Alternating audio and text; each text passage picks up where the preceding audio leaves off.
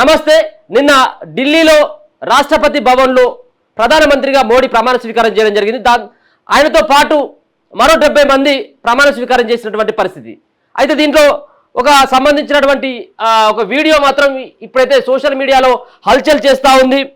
BJP పార్టీకి చెందినటువంటి MP Durgadas Sunke ప్రమాణ స్వీకారం చేస్తున్నటువంటి దశలో ఇక్కడ వెనుకాల ఒక జంతువు దర్శనమిచ్చినటువంటి పరిస్థితి.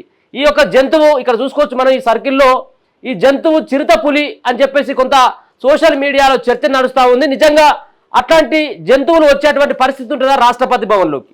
ఒక పక్కన 8,000 మంది గెస్టులుగా హాజరు కావడం జరిగింది. మరో పక్కన విదేశీ సంబంధించినటువంటి ప్రతినిధులు సైతం హాజరైనటువంటి ఒక ప్రధానమంత్రిగా ప్రమాణ స్వీకారం చేస్తున్నటువంటి రాష్ట్రపతి భవన్లో ఇట్లాంటి సంఘటన చోటు చేసుకున్నటువంటి విజువల్స్ అయితే మనకు కనబడతా ఉన్నాయి. ఈయన ప్రమాణ స్వీకారం చేస్తున్నటువంటి దశలో అక్కడ సైన్ చేస్తున్నటువంటి పరిస్థితి కూడా చూసుకోవచ్చు. అయితే వెనకాల వెళ్తున్నటువంటి ఈ జంతువు ఏంటి అన్నటువంటి చర్చ నడుస్తూ ఉంది. నిజంగా ఒక రాష్ట్రపతి భవన్లో మరి చిరుతపులిని పెంచుకున్నటువంటి ఆస్కారం ఉంటుందా? ఆ చిరుతపులి అక్కడికి ఎందుకు వచ్చినట్టు అనేటువంటిది ఇప్పటికే రాష్ట్రపతి భవన్ వర్గాలంతా కూడా ఆరాధిస్తున్నటువంటి పరిస్థితిని కూడా చూసుకోవచ్చు. ఇది సరే మొత్తానికైతే ఆ వెనుక ఉన్నటువంటి జంతువు అసలు క్యాటా లేకపోతే డాగా అసలు ఏంటి అన్నటువంటి విషయం ఇప్పటి వరకు కూడా తెలియరావట్లేదు. మరి ఇప్పటికే రాష్ట్రపతి భవన్ యొక్క వర్గాలు దీనిపైన ఆరాధిస్తున్నటువంటి పరిస్థితిని కూడా చూసుకోవచ్చు.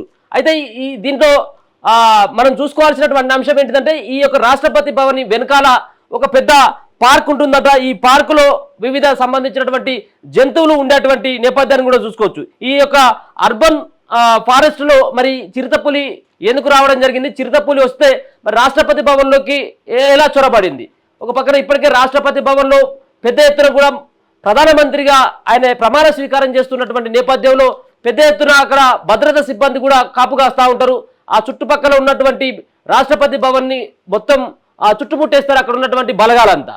మరి ఎప్పుడు వచ్చినటువంటి అది చిరుతపులి నిజంగా కనుక దానికి వచ్చేటువంటి ఆస్కారం ఉంటుందా అంటే అది నెవర్ అని చెప్పొచ్చు. అసలు వచ్చేటువంటి పరిస్థితే ఉండదు. కానీ మరి ఆ యొక్క అంత పెద్దగా ఉంది, అది చూస్తేనేమో అది చిరుతపులి లాగానే నడుస్తూ ఉంది.